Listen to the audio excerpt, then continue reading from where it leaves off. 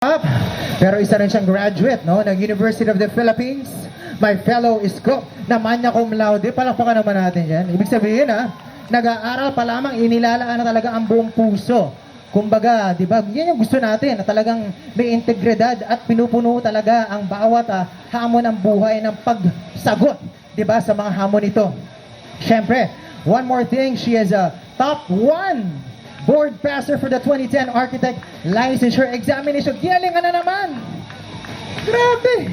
Ito pa, ladies and gentlemen, ang arkitekto ng Pasigueño, ang beauty and brains na titindig para sa bawat Pasigueño ng Distrito 1. Basta arkitekto, sigurado! Ating sabay-sabay na salubungin, Miss Concy Universe Architect Shamsi Supsup Lee! Woo!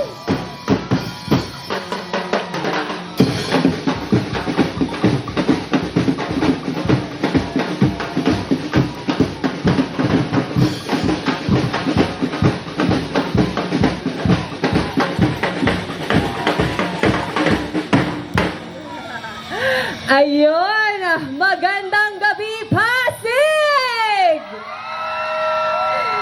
Unang-una po sa lahat, isang taos-pusong pasasalamat sa bawat isa sa inyo po. Umulan man o umaraw, ay nandito para po suportahan ng inyong lingkod. Talaga pong ako ay nagpapasalamat sa inyo.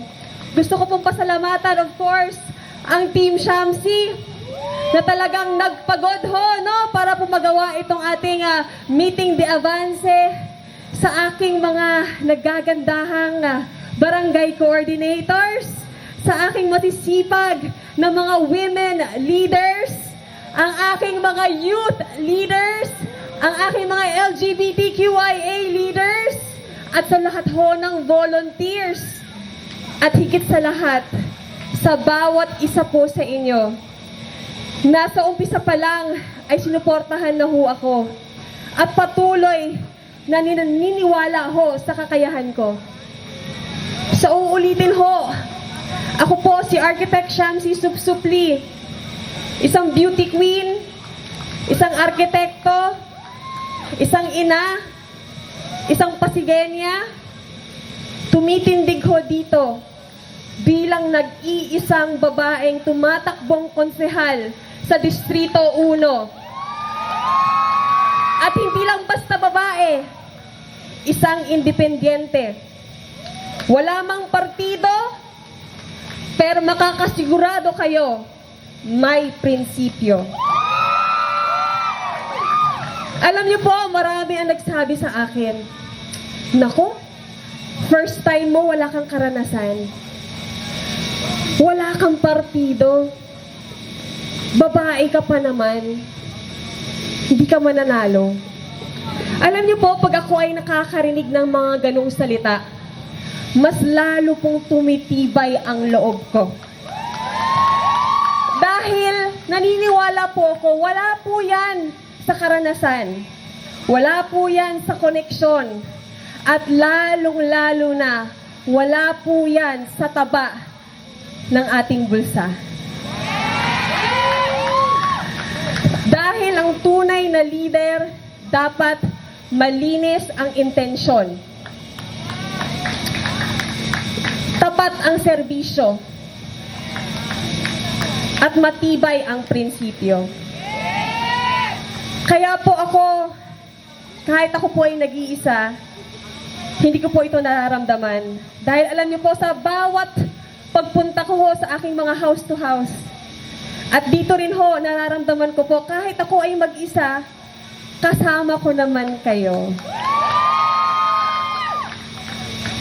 At alam niyo po, sabi ko, pag tayo ay hahanap po ng isang leader, hindi lang po para sa konsehal, kahit saan po. Tingnan natin, hindi lang basta ang credentials nila. Tingnan natin yung pagkatao ng leader. Ang importante po ay kung ano ba siya sa likod ng camera. Sino ba siya pag walang nakatingin? Gumagawa pa ba siya ng tama pag walang nakatingin sa kanya? Yun po ang tunay na may integridad. At kailangan ho natin yan sa Pasig. Alam niyo po, 3 lang po ang gusto kong bigyan ng pansin sa Pasig. Unang-una po, edukasyon. Hindi lang basta edukasyon, magkaroon ng diploma, kailangan dekalidad na edukasyon. Dahil po sa mga nakakaalam ng istorya ng buhay namin, ang nanay ko pala, lagi kong kinukwento, hindi po ba, gusto ko pong ipakilala ang inspirasyon ko sa buhay. Ang nanay ko po, Nanay Marcy, andito po siya ngayon. Siya po ang nagpakita na hindi hadlang ang kahirapan para tayo ay magtagumpay sa buhay. Ang importante, magsumikap, mag-aral ng mabuti, bigyan ng kahalagahan ng edukasyon, at malayo ang mararating natin sa buhay. Kaya yun po ang una, edukasyon para sa lahat ng kabataang Pasigueño. Pangalawa ho, bilang isang babae, gusto ko po na ang bawat ina, dalaga, lola ay may boses, may proteksyon, at may oportunidad dito sa ating lungsod. Importante tayo, hindi tayo second class. Ang mga kababaihan, huwag ho tayong magtago sa sulok at manahimik. Tayo ay dapat nasa gitna ng bawat desisyon, whether ho sa loob ng ating pamamahay o sa labas. Importante po ang ating boses. Kaya po ako bilang isang babae, nag-iisang babae, titindig po ako sa inyong mga karapatan. Pangatlo ho, bilang isang arkitekto, gusto ko ho ng ating infrastruktura dito sa Pasig, hindi lang basta infrastruktura. Dapat ito ay para hindi lamang sa ngayon, kundi para sa kinabukasan ng ating mga anak, ng ating mga apo. Hindi lang basta nagsesemento. Importante lahat ng gagawin natin may silbi.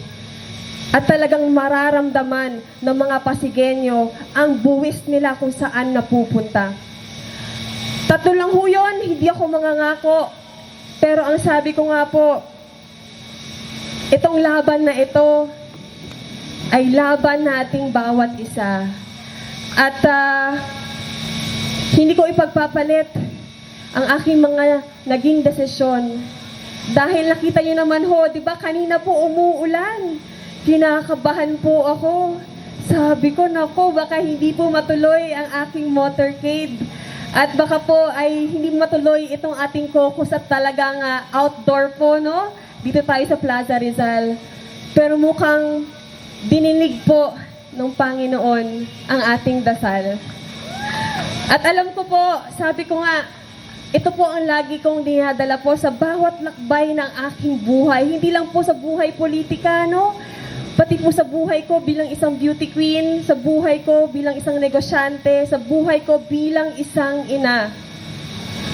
If God is with us, who can be against us? Kaya yun po ang pinanghahawakan ko. Yung aking paniniwala, yung aking pananampalataya, at alam ko po saan man ako dalhin ng Panginoon, gagamitin niya ang buhay ko para maging blessing po sa iba.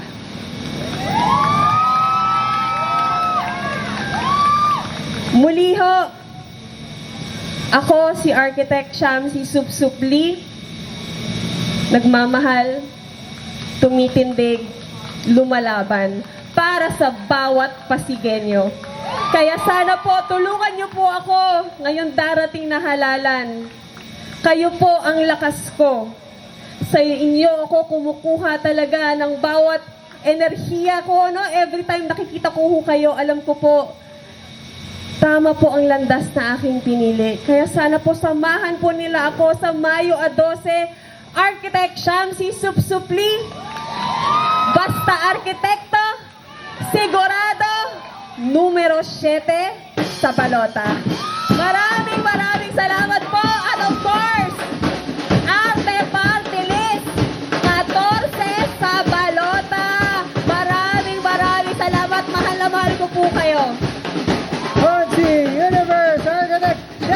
sublime!